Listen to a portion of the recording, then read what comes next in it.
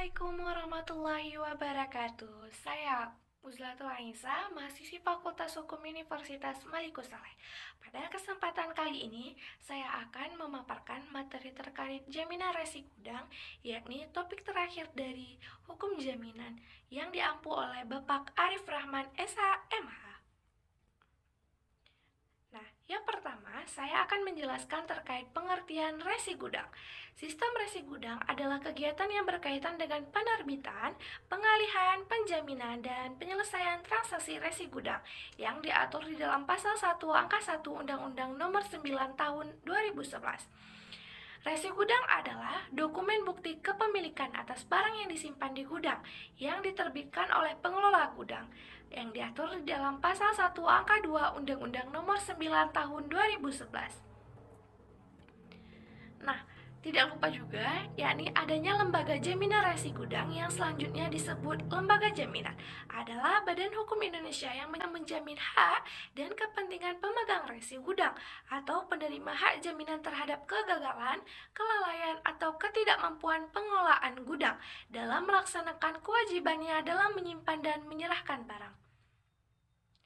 Dasar hukum dari resi gudang yaitu Undang-Undang Nomor 9 Tahun 2011 tentang perubahan Undang-Undang Nomor 9 Tahun tentang Sistem Resi Gudang. Nah, sifat dari resi gudang yang pertama asesorir, yang kedua penguasaan objek jaminan oleh pengelola gudang, yang ketiga asas spesialitas dan publisitas, yang keempat droit de preference, yang kelima perente eksekusi. Nah, subjek hukum dari resi gudang. Yang pertama, pemilik komoditas pertanian sebagai debitur atas pinjaman atau pembiayaan yang telah diterimanya yang sekaligus sebagai pemberi hak jaminan resi gudang, sesuai dengan Akta Pembebanan Resi Gudang. Yang kedua, bank atau lembaga pembiayaan sebagai kreditur atas pembiayaan atau pinjaman yang telah diberikannya, yang sekaligus sebagai penerima hak jaminan resi gudang sesuai dengan Akta Pembebanan Resi Gudang. Objek hukum resi gudang, yakni benda bergerak berupa komoditi pertanian yang disimpan di gudang dan diterbitkannya resi gudang oleh pengelola gudang yang akreditasi sebagai dokumen bukti kepemilikan atas barang yang disimpan tersebut. Pihak yang berkepentingan dalam transaksi resi gudang. Yang pertama, pengelola gudang adalah pihak yang melakukan usaha pergudangan, baik gudang milik sendiri maupun milik orang lain, yang melakukan penyimpanan, pemeliharaan, dan pengawasan barang yang disimpan oleh pemilik barang, serta berhak menerbitkan resi gudang. Yang kedua yaitu Badan Pengawas Sistem Resi Gudang, yang selanjutnya disebut Badan Pengawas, adalah unit organisasi di bawah menteri yang diberi wewenang untuk melakukan pembinaan, pengaturan, dan pengawasan pelaksanaan sistem resi gudang. Selanjutnya yaitu lembaga penilaian kesesuaian adalah lembaga terakreditasi yang melakukan serangkaian kegiatan untuk menilai atau membuktikan bahwa persyaratan tertentu yang berkaitan dengan produk, proses, sistem, dan atau personel terpenuhi. Yang terakhir yaitu Pusat Registrasi Resi Gudang, yang selanjutnya disebut Pusat Registrasi, adalah badan usaha berbadan hukum yang mendapat persetujuan Badan Pengawasan untuk melakukan penatausahaan resi gudang dan derivatif resi gudang yang meliputi pencatatan, penyimpanan, pemindahbukuan kepemilikan, pembebanan hak jaminan, pelaporan, serta penyediaan sistem dan jaringan informasi. Nah, transaksi resi gudang.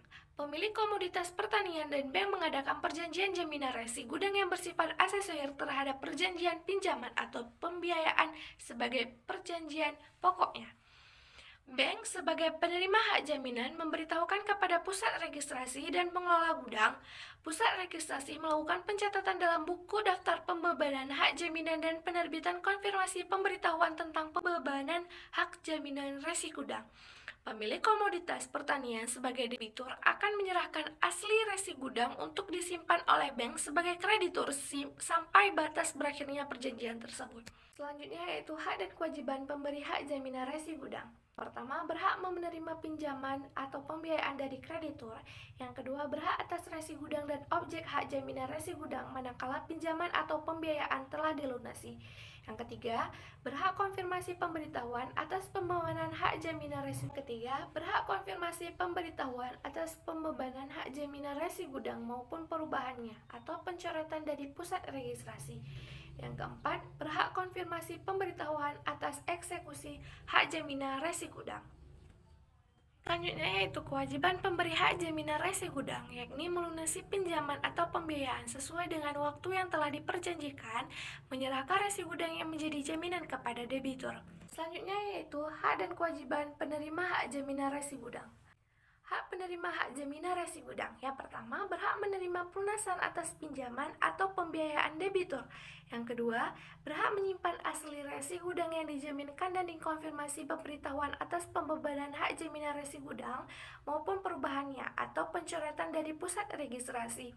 Yang ketiga, berhak melakukan penjualan atas objek jaminan resi gudang setelah memberitahukan secara tertulis kepada debitur.